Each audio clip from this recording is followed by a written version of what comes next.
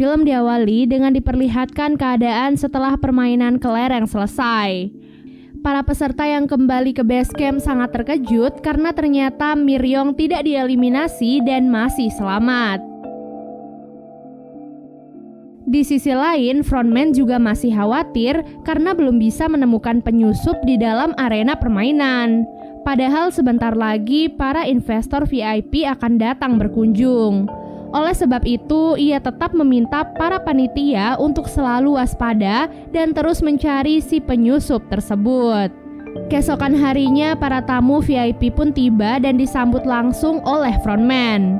Sama seperti frontman dan yang lainnya, para tamu VIP juga menggunakan topeng untuk menyembunyikan identitas mereka.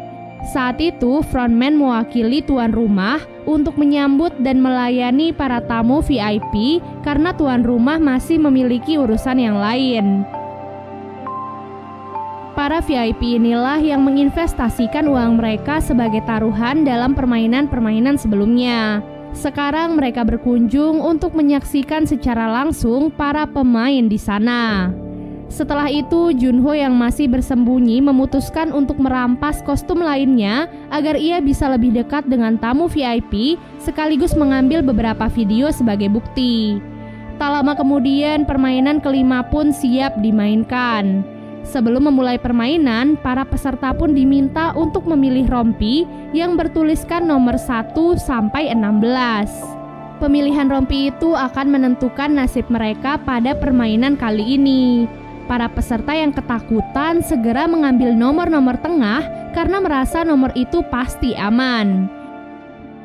Sampai saat giliran Gi-hun, nomor yang tersisa adalah nomor 1 dan 16.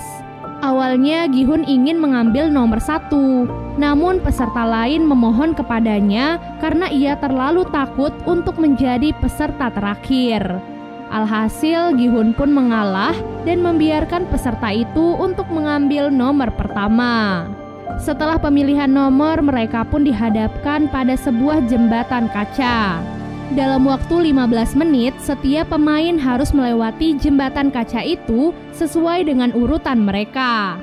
Nah, jembatan kaca itu terbuat dari 2 jenis kaca yang berbeda. Itu artinya jika salah melangkah, maka mereka akan langsung jatuh dan tewas. Menjadi pemain awal adalah tugas yang paling berat, karena jika mereka salah melangkah, maka pemain di belakang mereka bisa aman karena memilih kaca yang benar. Namun menjadi pemain terakhir juga tidak mudah, karena ia harus berpacu dengan waktu yang terus berjalan. Singkat cerita, permainan kelima pun dimulai. Satu persatu pemain pun mulai memberanikan diri untuk melompati jembatan kaca tersebut. Tak sedikit dari mereka gagal memilih kaca yang benar dan jatuh begitu saja. Dengan waktu yang terus berjalan, para pemain pun menjadi tidak sabar dan memutuskan untuk mendorong pemain di depan mereka.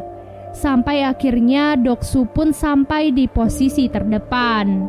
Tentu saja tidak ada yang berani melawannya apalagi mendorongnya. Doksu bersikeras bahwa ia akan tetap berada di posisinya agar tidak ada peserta yang lolos dari permainan tersebut. Miryong yang kesal lantas melompat ke arahnya dan memegang erat tubuh Doksu. Ia pun mengorbankan dirinya sendiri dengan membawa Doksu jatuh bersamanya.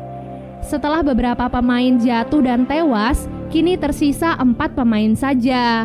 Seorang pemain di posisi terdepan ternyata merupakan seorang pekerja di pabrik kaca.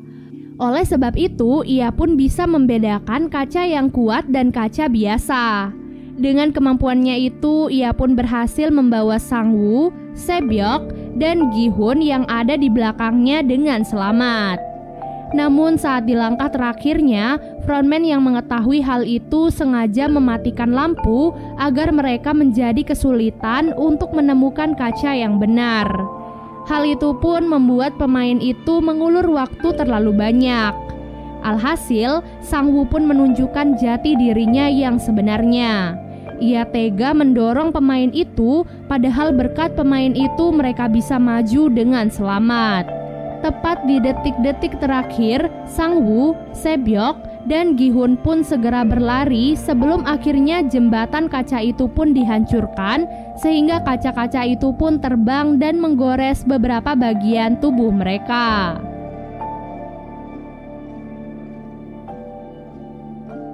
Dari ruangan berbeda, para tamu VIP sepertinya cukup puas dengan hasil permainan kali ini. Junho yang berada di sana masih sibuk melayani mereka.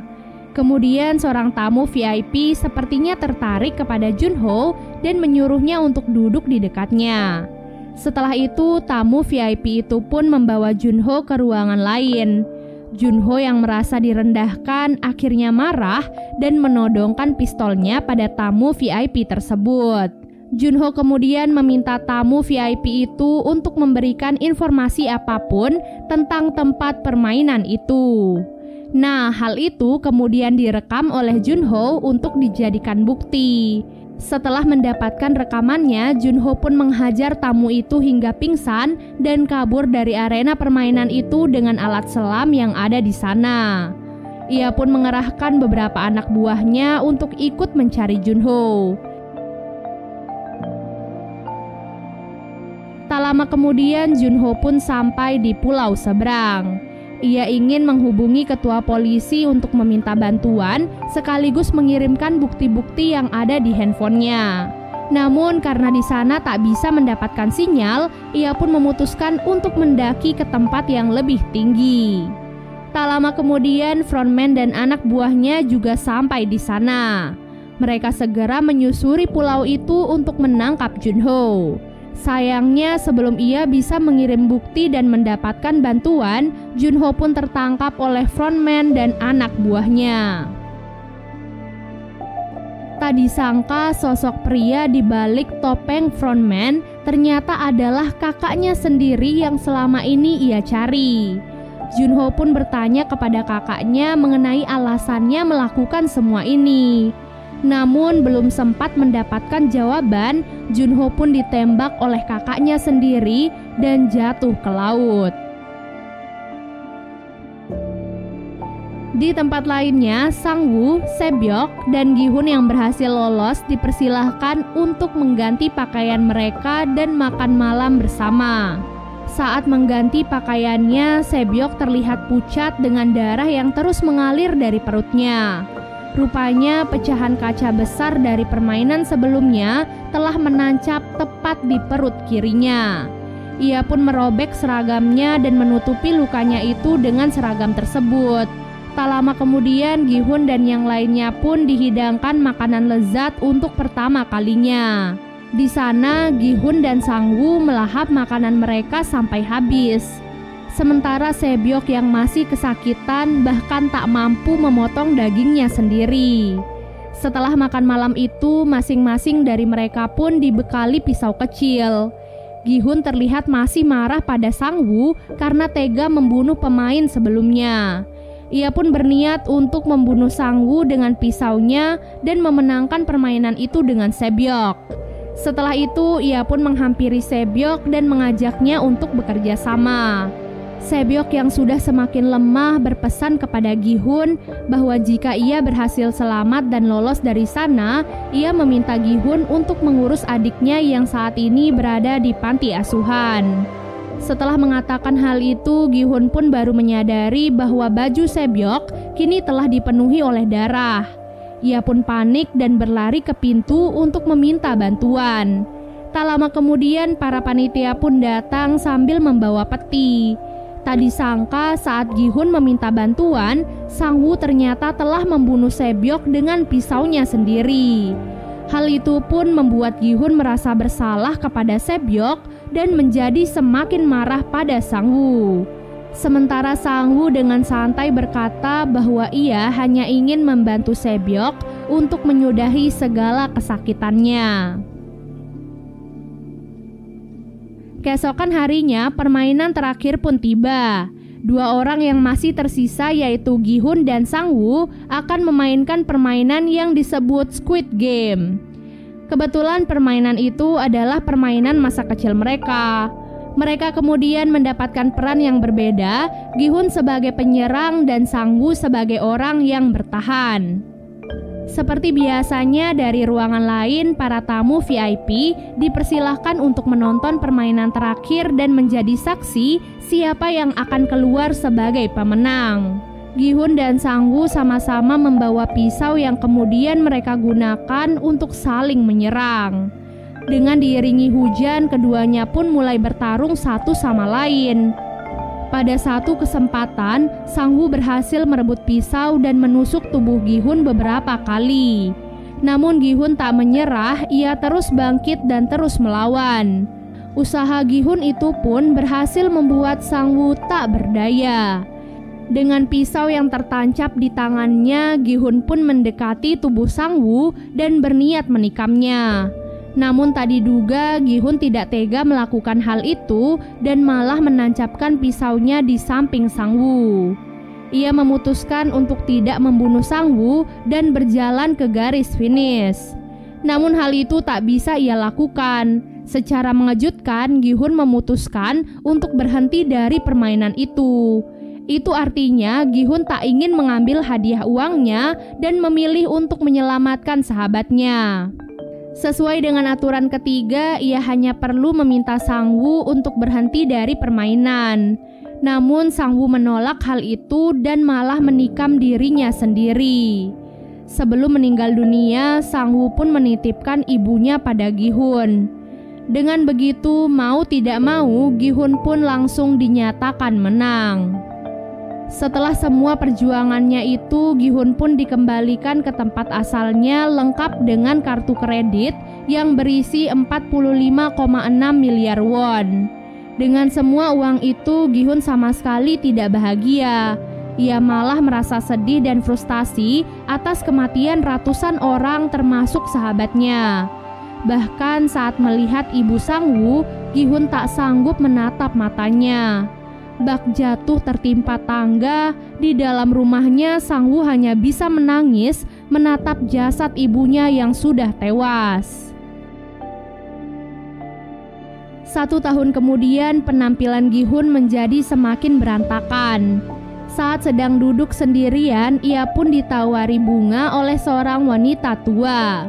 Ternyata di dalam bunga itu terdapat amplop yang berisi kartu permainan dengan tulisan tempat yang harus Gi-hun datangi. Sesampai di tempat tujuan, Gi-hun sangat terkejut melihat kakek Ilnam yang sedang dirawat.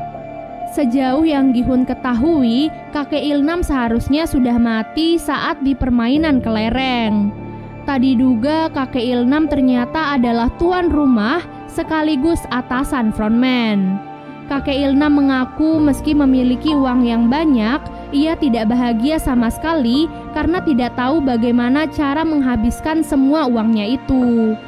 Dengan kondisi tumor di otaknya serta hidupnya yang diprediksi sudah tidak lama lagi, ia pun memikirkan cara untuk bersenang-senang.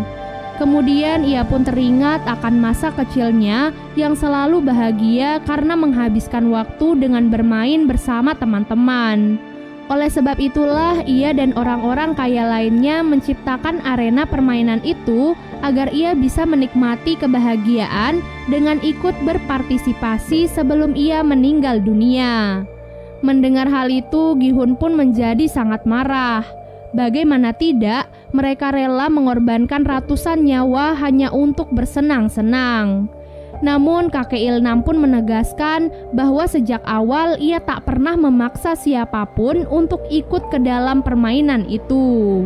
Ia dengan tulus berterima kasih kepada Gi-hun yang sudah memberikan kebahagiaan dengan menjadi teman bermainnya selama di sisa-sisa akhir hidupnya. Setelah mengatakan hal itu, kakek Ilnam pun meninggal dunia.